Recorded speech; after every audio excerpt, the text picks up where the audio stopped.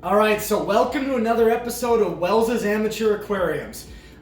For this episode, what we're going to do is we are going to be actually setting up our Fluval 207 canister filter using the biomedias that I have in front of you, as well as the chemical medias. In the last episode, I went through the actual unboxing of the Fluval 207, and I also showed you the 10-gallon aquarium that I've had set up for about 8 months. I showed you how murky the water is, so I went ahead and I moved it up here. It is obviously still cloudy. That is mainly because of the Fluval stratum substrate that I have in that aquarium. It's very dirty when you mix the water around, so it might take a couple days for that to settle out, or hopefully even this Fluval 207 will get that cleaned up as soon as I get it set up. So we're gonna go ahead and we're gonna start putting this thing together.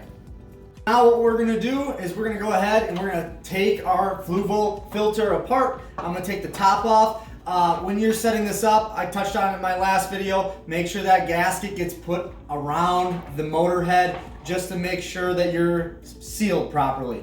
I'm gonna set this aside for now. And we're gonna pull out our sponges. We're not gonna need those right now.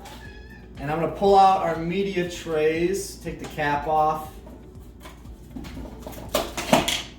Pull it out with the handle. I'm gonna pull out our 3 media trays.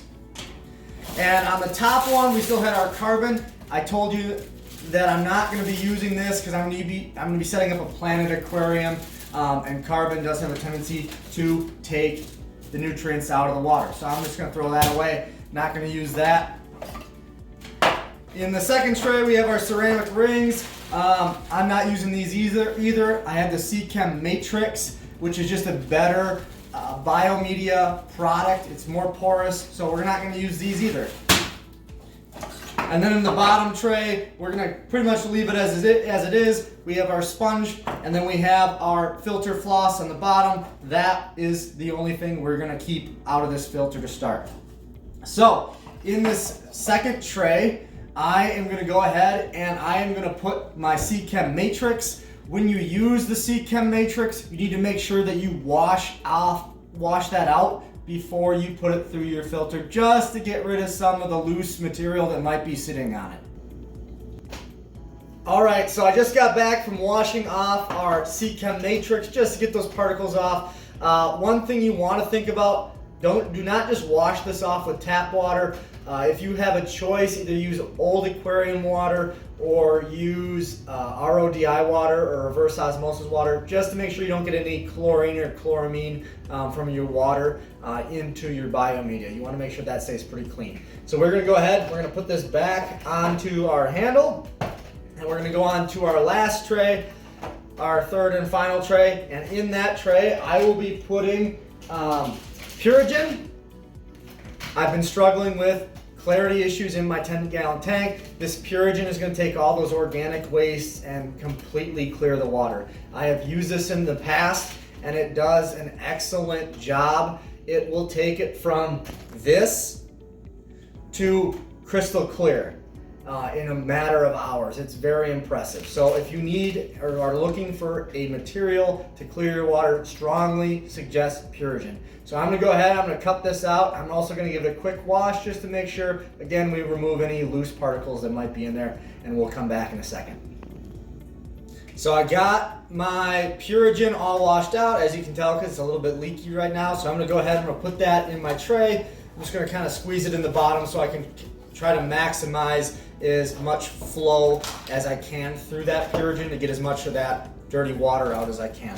The last thing I am going to put in my filter is my Chem PhosphoGuard, and the reason why is I do have a hunch that I have some diatom algae in that 10-gallon tank that's causing some brown film to kind of form on the glass. And what caused diatom algae to grow is having a large amount of silicates in the water. So this PhosphoGuard is going to help me remove that. It's very similar to the Purigen, it's just a little bit bigger. So for this, it doesn't come with a bag, so I'm going to have to use a biomedia bag that came with my other Fluval filter. So I'm gonna put some into this bag, I'm gonna tie it off, I'm gonna wash it off, and then I'll put that into this tray, and we'll be good to go as far as our biomedia and our chemical media goes. So I'm gonna go ahead, I'll wash that off, and we'll be right back. All right, so I've got my C-Chem PhosphoGuard washed out with my RO water, and now I've just gotta put it into my third tray, and you wanna try to lay it in there and spread it out as much as you can so that you get as much water flow to the surface of those beads as possible. So that is all the biological media and the chemical media I am going to put into these trays that are going to go in my canister filter. Should be more than enough. So now I'm just going to go ahead and take my red handle. I am going to lower my my trays into my aquarium. I'm going to put my cap on the top. And now I'm going to wash out my sponges quick, and this is the last step I'm gonna go. So I'm gonna go wash these out, and I'll be right back. All right, so I've got my sponges washed. Now I can go ahead, I can put them back into my canister filter, and I can go ahead and I can close this guy up. So again, make sure you have that gasket on there so you get a good seal. We're gonna lock her down, and now the interior of my canister filter is done. Now we just gotta worry about the outside. So what we're gonna do, we're gonna start by putting in my in and out nozzles. So I'm gonna put them just into the in and out spot up here. I'm gonna put the flap down, it's gonna click into place, and this is now set. Now we just gotta go ahead, we're gonna cut our hoses to make sure they're in the right spot and attach our other equipment, and we are done with this setup. So what I got here is the Fluval 207 hosing that comes with the Fluval 207 canister filter. Very important that you cut this to the correct length. They only give you 8.5 feet of it, and for the most part, in many situations, that's plenty. For me, I put my 10-gallon tank on top of my 55-gallon tank. I needed more hose, so I had to go on Amazon, buy more hose. Had to wait for it to ship here, so that took some time during this coronavirus stuff. So again, it's not cheap. Make sure you cut it right the first time. If you see on this hosing, I put some painter's tape and marked where I want that cut to take place. I've already threaded it behind the tank. I measured, I know what I want. And I always leave enough that you can pull your canister filter out and do the maintenance you need to do, but don't leave too much where there's a bunch of negative space where water might be resting in your hosing, and that can result in other maintenance issues, cleaning that you're gonna have to do down the road. So make sure you cut to the right length. To cut this hose, I'm just gonna use a box cutter. It's pretty easy to cut. Just put your box cutter on that groove and slice through it. Carefully not to cut your finger or anything like that, or that you miscut your hose. All right, so I've got my hose cut to the right length. Now we're gonna go ahead, we're gonna set it up on the tank using our last bit of our equipment, our outtake and our brackets to mount it to our aquarium. All right, so we're gonna go ahead and we're gonna set up the outflow nozzle. I've already got the lower part of the bracket assembled onto my tank. There are suction cups on both sides, so it sticks to the glass, so you shouldn't get a lot of movement. My hose is just resting here. On the outflow nozzle, there's this gray plastic piece. That's your seal. So what you're gonna do is you're gonna put that seal into your hose. You're just gonna wiggle it around a little bit. Get it in there as far as you can. If you don't get a perfect seal, it's not a big deal. It's in your tank anyway. So then you can just rest it onto the lower part of your bracket. I'm gonna take the top half, which looks like a candy cane, and there is a track that it will guide it down. Once you hear the clicking, you're snapped into place, okay? So I have my nozzle here. It has a twist head on it, so you can face that nozzle whatever direction you want to. I tend to move it towards my intake, which I already have set up, so that my circulation in my tank is good and I'm getting good filtration because my water is flowing. All right, so I've already got my intake tightened down. It's ready to go.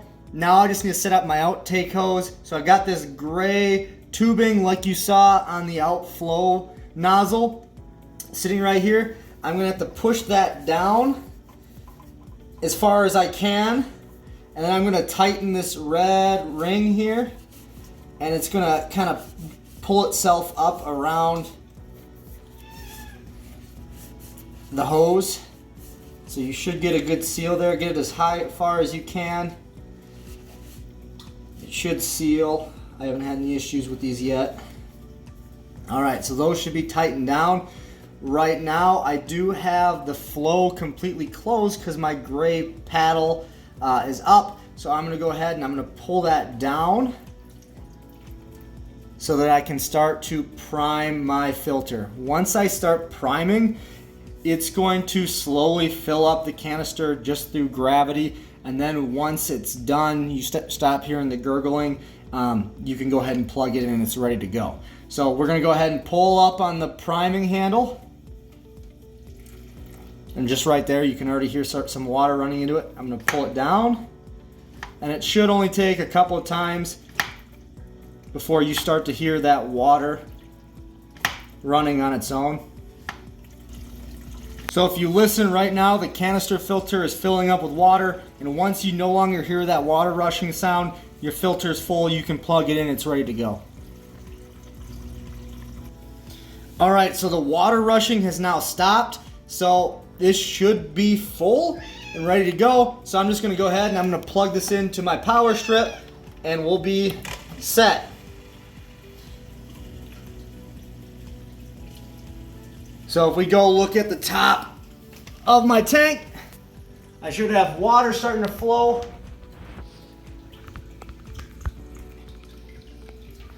And I do very slowly, but it's flowing nonetheless.